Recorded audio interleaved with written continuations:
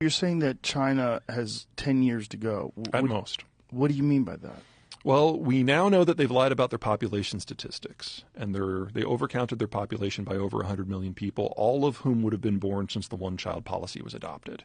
So this is one of those places where they've got more people in their 60s and their 50s and their 40s and their 30s and their 20s. Now, what was the logic behind the one child? Was it that they were overpopulating? Mao was concerned that as the country was modernizing, the birth rate wasn't dropping fast enough and that the young generation was literally going to eat the country alive. So they went through a breakneck urbanization program which destroyed the birth rate. At the same time, they penalized anyone who wanted to have kids. And both of those at the same time have generated the demographic collapse we're in now. And the problem with that also was that they wanted male children. Yeah, there's a cultural aspect to that too. And obviously, men can't have kids on their own. Most places it's like 50% women, 50% men. People pair off and do monogamy and be healthy. Less violence, right? Because the men are occupied in family building rather than being in delinquent sexual frustration where they just commit crime because they can't access a long-term partner. The rise of prostitution in Southeast Asia, in Thailand, Cambodia, Laos, it's like these places, the Chinese men, they get some money and then they go down there and just like hook up with prostitutes and whatnot. Do these countries want all these Chinese foreigners entering into the country, spending money, affecting the politics? You're turning all these places back into Indochina hegemony a little bit. What is the ratio to men to women in the younger people in China now? Before the data revision, with the last set of lies, it was about 1 to 1.2. It was the most distorted in the world, even more than Sri Lanka, where there had been a civil war for 30 years. Since then, we don't have good sex-by-sex data, but it's undoubtedly worse. And so what are the other problems that they're encountering that leads you to believe that they only have 10 years left? Well, without young people, we've seen their labor costs increase by a factor of 14 since the year 2000. So Mexican labor is now 1/3 the cost of Chinese labor. Their educational system focuses on memorization over skills. So despite $1 trillion of investment in a bottomless supply of intellectual property theft, they really haven't advanced technologically in the last 15 years. Mexican labor is probably about twice as skilled as Chinese labor now, even though it's 1/3 the cost.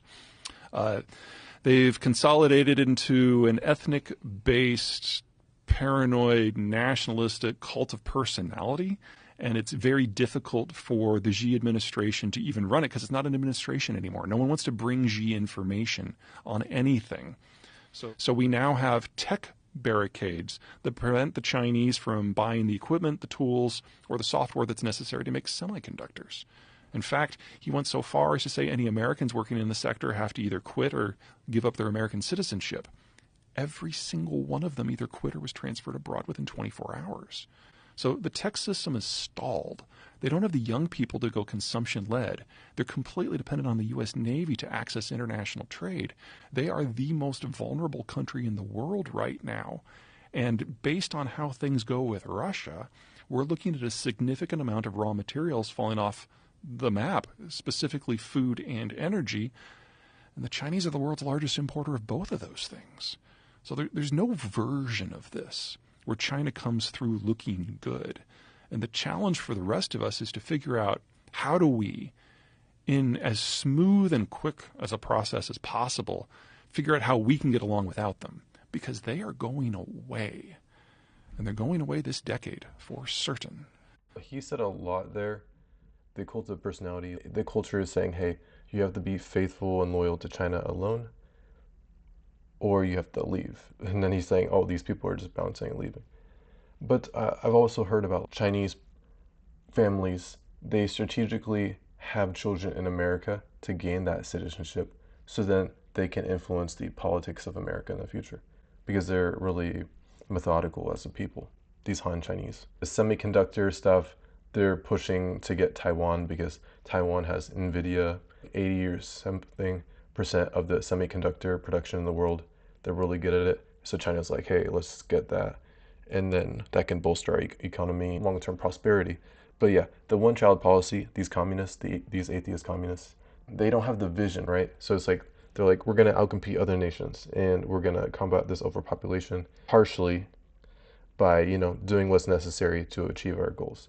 But then they missed the mark, they sinned, and then it has negative consequences because they were worshiping the wrong thing, and then worshiping the wrong thing led them into a pit or a hole.